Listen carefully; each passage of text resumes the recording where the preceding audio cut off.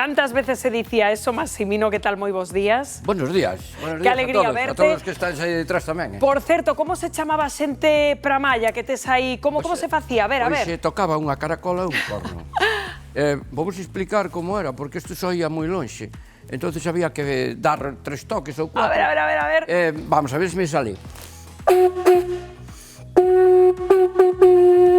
Fijadevos o que sonaba isto. Bueno, aí se estabas de resaca na cama, xa, vamos, te levantabas para traballar, pero inmediatamente con ese Generalmente as mallas nos... A malla que era, Massimino? A malla en Galicia chamábase malla, en Castilla era a trilla. Era o proceso de separar a palla do gran. O sea que o gran produce nunha espiga que vai na cima da palla, entonces había que desgranar eso para sacar o gran. Claro, ese dito que se di sempre de separar o gran da palla, non? E por que era importante? Por que era importante facer isto? Vamos a ver, era super importante porque hai unha cousa que se hizo el pan nuestro de cada día. Isto era o alimento principal nos pueblos e nas cidades fai 100 anos, ou 80 ou 70, ou xa hai cousas que superan o pan, pero o pan era o alimento máis importante que tiñamos. Entonces, cando se collía o gran e se gardaba, a xente se puña moi contenta porque había pan para todo o ano. Claro, co que eso supuña. O producir pan hoxe parece que non é nada, porque hoxe ven un panadeiro e trae, non sei, 1 kilo de pan, ou 2, ou o que faga falta, pero antes o pan había que cocelo, mallalo, empezábamos a mallar. Mallalo, despois había que cocelo, había que moelo e facer o pan. Claro. E como se facía a malla, Massimino? Pois primeiro temos aquí un artilugio, que isto chamase un male. E isto, como podedes ver, pois é un pau partido polo medio. Sí. Entonces, isto, cando lle das un golpe, multiplica a forza do golpe por 5 ou por 6. Porque isto, cando pega, pois pega moito máis fuerte. Entonces, con isto se lle pegaba a palla para quitarlle o gran, o sea, o que vedes aí que... Vale, entonces, isto se daba un golpe encima e se iba quitando o gran. Se xuntaban ao mellor 10 ou 12 homes e se puñan unha fila dun lado e outra de outro. Dándolle aí a esas... Sí, incluso estaban compaginados, cando baixaban este subían os outros. O sea, non era petar todos a vez. O sea, moi coordinados, non? Había sempre un señor que estaba na punta do grupo e cantaba, como 1, 2, todo estaba cantando os golpes que Como fan tiñan cos remeros, non? Como marcando o ritmo aí, pa, Pero pa. antes desto, isto eu non recordo xa prácticamente, antes desto, o gran tamén se sacaba encima dunha pedra dándolle con pau. Había moitas formas. Claro, E unha vez que sacabades o gran, Massimino, onde se gardaba?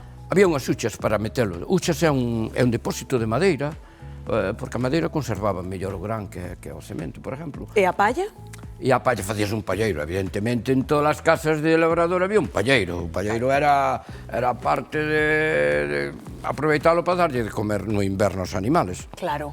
Porque as vacas, os cabalos, comían palla, a palla non se estropeaba nada. É dicir, aproveitábase deste proceso que nos contas todo, claro. A ver, o que pasa é que empezábamos dicindo que todas estas tarefas logo era unha festa, parece bastante duro. Pasábase ben facendo isto? Eu de neno recordo que para nós ir á malla era unha festa, porque botábamos a mellor unha semana e media das mallas, había que levantarse temprano pola mañán, porque as máquinas empezaban a mallar entre as 6 e as 7 da mañán. Pero os nenos éramos os que tirábamos da meda abaixo os moños. Isto que ves aquí é un moño. Sí. Isto estaba posto nun medeiro, a veces altísimo. Subíamos arriba e íbamos tirando para baixo. Ese era o noso traballo. O sea, os nenos deixábamos facer os moños. Sí, tirábamos abaixo, da cima para baixo. E tamén nos tirábamos nós, de vez en cando, xogábamos ali. E para nós eso era a malla.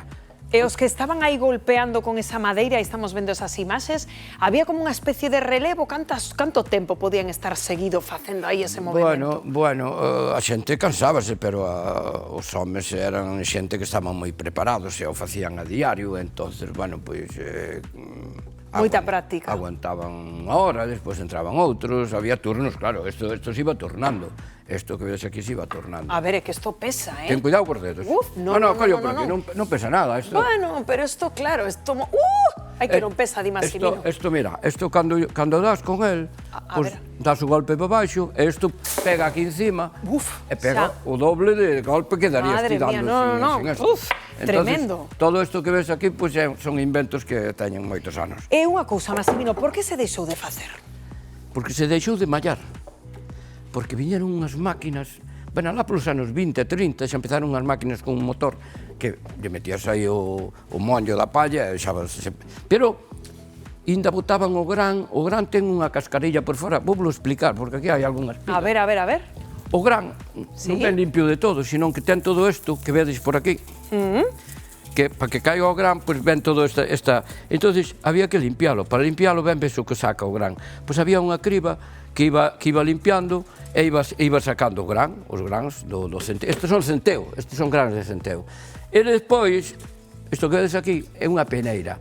Isto se usaba xa para cando se moía, cribar a fariña para facer o pan. E o pan como se facía?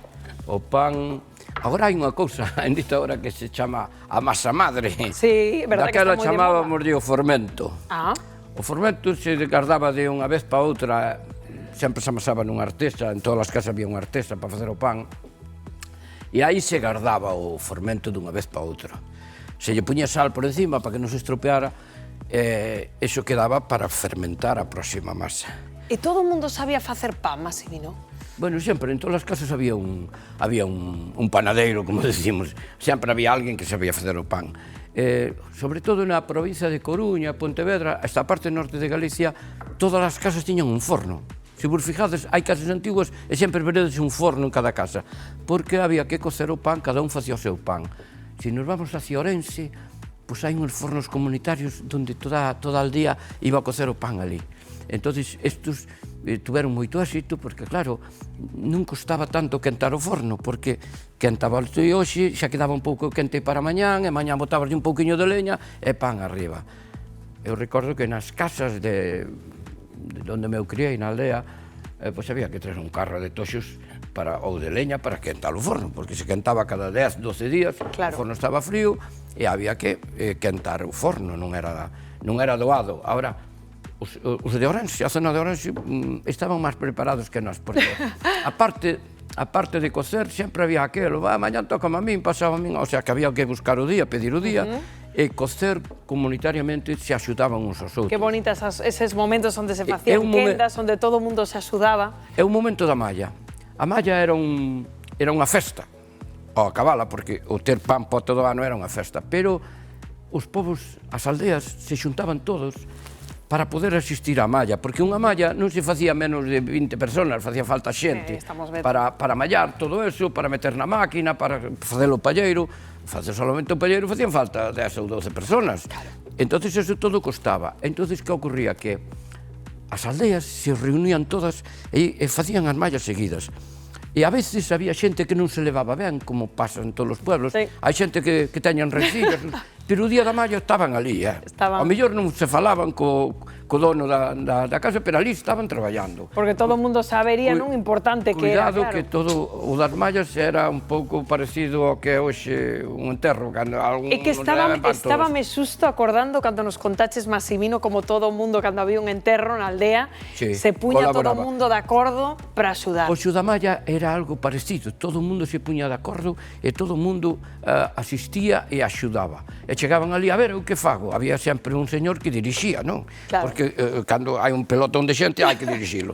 Pero eu que fago? Pois ti tens que meter o gran na bucha, ti tens que fazer, cada un tiña o seu posto. E xo iba cambiando de casa en casa.